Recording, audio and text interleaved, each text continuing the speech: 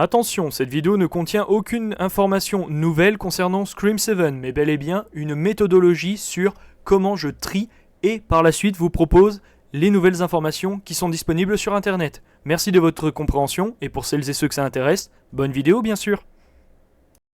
Attends 2 secondes, elle est un peu violente cette intro, non ? Bref, peu importe.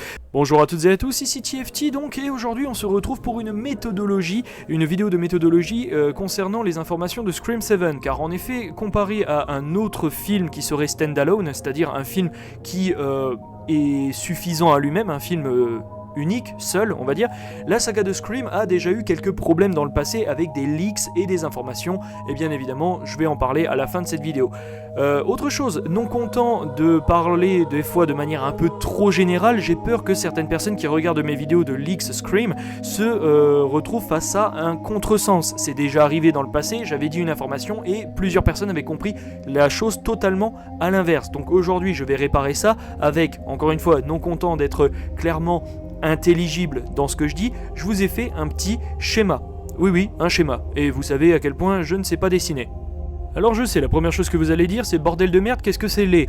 Encore une fois, oui, je suis nul en design graphique, ça a été fait sur Photoshop en 10 minutes. Le fameux schéma que vous avez présentement se lit de haut vers le bas et on va bien évidemment le lire toutes et tous ensemble et vous allez voir un petit peu comment je fais pour m'y retrouver. Donc le TFT du futur va faire le travelling, donc c'est-à-dire on va commencer du haut puis aller tout doucement vers le bas au fur et à mesure que j'énonce mes arguments. On commence donc tout en haut avec quelque chose qui est tout à fait vraisemblable et on ne peut plus pragmatique. On commence avec le green light d'un film Scream. Ici par exemple, je vais prendre l'exemple de Scream 7.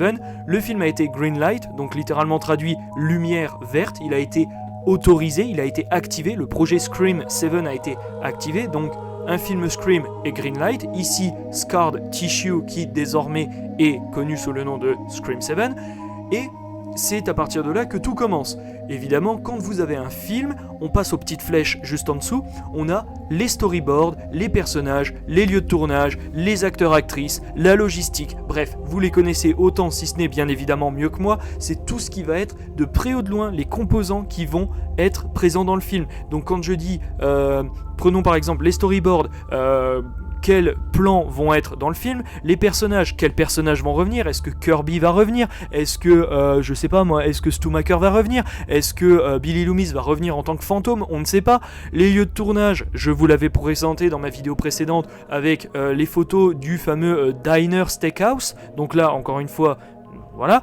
Les acteurs-actrices, encore une fois, Neve Campbell revient, comment elle s'appelle, Courtney Cox, pardon, je viens de bugger, Courtney Cox revient, l'acteur qui joue Chad, donc bien évidemment Mason Gooding revient, Mindy Mix Martin qui est incarnée par Jasmine Savoy Brown revient, donc là voilà, la logistique ça va être tout ce qui était pareil au niveau des photos que je vous avais montré, les camions qui vont être présents et dans ces camions on va avoir quoi ? On va avoir la logistique, on va avoir donc du coup les costumes, les caméras, les éclairages, les perches, bref, vous les connaissez autant si ce n'est mieux que moi.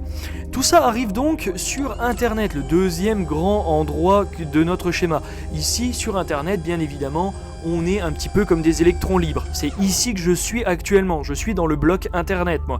Donc, c'est-à-dire, je suis comme un électron libre. Je vais à droite, à gauche, en haut, en bas. Je vais suivre une information ou non. Si c'est le cas, on passe aux flèches de couleur en dessous. C'est représentatif ici. Enfin, j'ai eu la volonté de représenter via ce schéma de plusieurs flèches les leaks, infos et rumeurs, c'est-à-dire que je pars d'internet et je vais par exemple commencer l'embranchement dans la la flèche verte par exemple, la flèche verte, celle qui est au-dessus du E de leaks. Je me rends compte que les leaks ne sont pas justes. Là par exemple on me dit il y a c'est sûr à 200%, il y a Jill et Charlie Walker qui reviennent pour Scream 7, ça sera les deux grands méchants. Faut être pragmatique et se dire que c'est probablement pas une bonne source, donc je reviens sur internet et par exemple je vais aller dans la leaks, la rumeur et l'info rose, si ce n'est la deuxième en partant de la gauche. Ah, là on a quelque chose d'assez important. Dans les infos et les leaks, qu'est-ce qu'on a par exemple ? On a les photos de l'endroit du diner. Ah là on peut être sûr à 99% que ce diner va être fait et dit dans le film en question. Donc ça c'est le cas avec Scream 7. On a eu les infos, on en a parlé en live, donc voilà, jusque là pas de problème. Ensuite on arrive à vous et moi qui regardons les vidéos et les posts de leaks. Et là, c'est là que vous allez, oui, vous derrière votre écran, commencer à interagir avec ces informations. Les leaks, infos et rumeurs sur Internet, certes, peuvent vous être parvenues, mais en aucun cas, elles ne doivent être considérées comme telles. Je vous explique, et c'est là où on passe du coup à notre petit singe tout en bas. TFT voit de l'action. Ces neurones s'activent et c'est là qu'on va commencer, vous et moi, enfin je vais me prendre moi parce que je vais pas vous traiter de singe, hein, merci quand même, mais TFT voit de l'action, donc c'est-à-dire une vraie leaks, j'active mon neurone, le seul mononeurone que j'ai toujours eu et j'en sais rien, peut-être qu'il me reste, mais je pense que j'en ai toujours eu qu'un, bref, j'active mon dernier neurone et c'est là que je vais commencer à étayer ce qui est vrai ou pas, enfin élaguer dirons-nous, donc c'est-à-dire tailler l'information pour voir ce qui est vrai ou pas, et avec bien évidemment plusieurs adjectifs, la crédibilité, le réalisme, enfin plusieurs notions. La crédibilité, est-ce que c'est plausible ? Je disais tout à l'heure, est-ce que, par exemple, Charlie Walker, j'en parlais dans ma précédente vidéo, je me disais crédible. Est-ce que Charlie Walker peut revenir ? C'est pas stupide. Alors il s'est pris un coup de couteau dans le cœur. Donc réalisme, non. Donc du coup Charlie Walker, je mets une croix dessus. Voilà. Crédibilité, pourquoi pas, hein. Je vous rappelle que dans Scream, vous prenez une balle, c'est comme une mauvaise grippe, sans mauvais jeu de mots avec ce qui se passe actuellement, mais voilà, c'est comme une mauvaise grippe. Le réalisme, par contre, Charlie Walker, il s'est pris un coup de couteau en plein dans le cœur, donc à mon avis, il va pas revenir de sitôt. La cohérence, est-ce que, comme je le dis, Stumacher, c'est là où je vais placer Stumacher à titre d'exemple, la cohérence, est-ce que Stumacher a attendu 35-40 ans, oui c'est plus 35-40 ans, pour sortir d'un asile psychiatrique. Pourquoi il l'a pas fait 20 ans avant, 15 ans avant, 8 ans avant, vous voyez ce que je veux dire ? Donc cohérence, voilà. Et ensuite possibilité du lore. Là vous me dites possibilité du lore, le masque de Ghostface, dès que vous le portez, ça vous rend méchant parce que les masques de Ghostface subissent une malédiction depuis leur création, etc. Parce que c'est le visage d'un ancien dieu maya de la vengeance. Stop. Vous voyez ce que je veux dire ? Donc il faut que tout ce qui est crédibilité, réalisme, cohérence, possibilité du lore et autres soit possible à l'écran. À partir de ce moment-là, voilà. Donc si on reprend la théorie de Stumacher, est-ce que c'est crédible ? Plutôt, puisqu'on ne sait pas si Stumacher est en vie ou pas. Réalisme, oui, techniquement, il serait brûlé sur le visage, ça serait plutôt pas mal. Par contre, la cohérence de sa sortie de prison ou de son échappatoire, de sa fuite d'asile psychiatrique, oui, mais à ce compte-là, cohérence, pourquoi est-ce que Sidney et les autres n'ont jamais été mises au courant de la vie comment je peux dire, de la survie de Stumacher suite aux événements de 96. Même Gale et Sidney, que Gale et Sidney, aient entendu ce personnage qui soit encore en vie, même pour leur sécurité, blablabla. Possibilité du lore, Stumacher, oui, on n'a jamais su. Officiellement, et même Scream 7 à deux moments, Scream 6 pardon, à deux moments se fout de la gueule du viewer, oui vous derrière votre écran, en vous disant par exemple Stumacher, ouais si on croit qu'il est mort, et après Mindy qui dit la télé qui a tué Stumacher, ouais si on croit à sa mort, répond Kirby. Donc encore une fois, possibilité du lore, oui. Donc Stumacher, plausible, oui, mais au niveau de la cohérence, pourquoi est-ce qu'il s'est pas échappé 20 ans, 30 ans, 35 ans avant ? Enfin 20 ans avant, 15 ans avant, 14 ans avant, 10 ans avant, bref pendant les événements de Scream 4 ou de Scream 5 ou de Scream 6 par exemple, ce qui est complètement stupide selon moi. Donc voilà, il y a tout qui passe ici, mais encore une fois, neuron activation, hein, c'est-à-dire encore une fois votre esprit critique, bien évidemment. Donc voilà, on va terminer du coup cette vidéo comme je le disais avec un point, on va reprendre tout ça avec le cas de Scream 2 en 1997, et je dis bien 1997 et pas 1998, je vais vous expliquer pourquoi.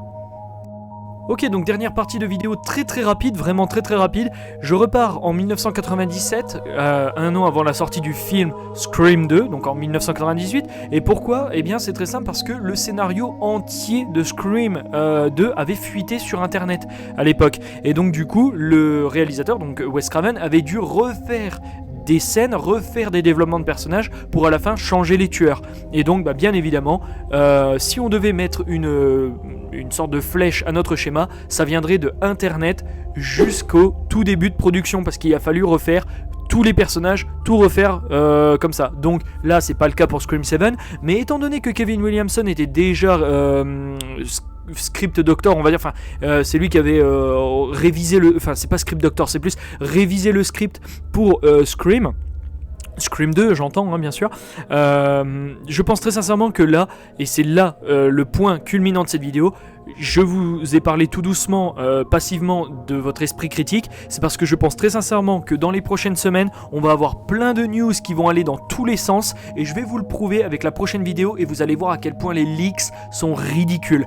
Donc encore une fois, merci à toutes et à tous d'avoir suivi cette longue vidéo concernant Scream 7 qui n'est pas forcément la plus intéressante pour certains et certaines d'entre vous qui désirent avoir des nouvelles informations. Mais toutefois, ça fait du bien de vous montrer un petit peu comment je fonctionne. Et encore une fois, oui, pour celles et ceux qui se poseraient la question, mais TFT, du coup, si on suit bien ton raisonnement, tu restes plusieurs jours dans une flèche de couleur. C'est-à-dire, tu restes plusieurs jours dans une théorie avant de nous la mettre en ligne. Si vous êtes arrivé à cette conclusion derrière votre écran, c'est que vous avez compris mon fonctionnement. On se retrouve très vite pour la suite des leaks et des informations soi-disant concernant Scream 7. Je les ai déjà lues, je peux vous assurer qu'elles sont particulièrement ridicules, pire que tout ce qu'on a vu jusqu'à maintenant. Mais je pense encore une fois que c'est fait de manière officielle pour, encore une fois, donner un petit peu de la pâtée aux chiens pour passer à côté. C'est-à-dire, le vrai scénario passe à notre droite pendant que nous, on nous donne des miettes, on nous donne des informations fausses, mais qui font parler du film. On va voir ça dans une prochaine vidéo, ne vous inquiétez pas, mais accrochez-vous parce que ça va être particulièrement ridicule et définitivement risible. Enfin bref, c'était TFT, merci de votre compréhension pour cette vidéo et surtout merci de votre attente puisqu'elle était censée sortir un jour avant, sauf que j'ai été occupé. Merci et à bien vite bien sûr.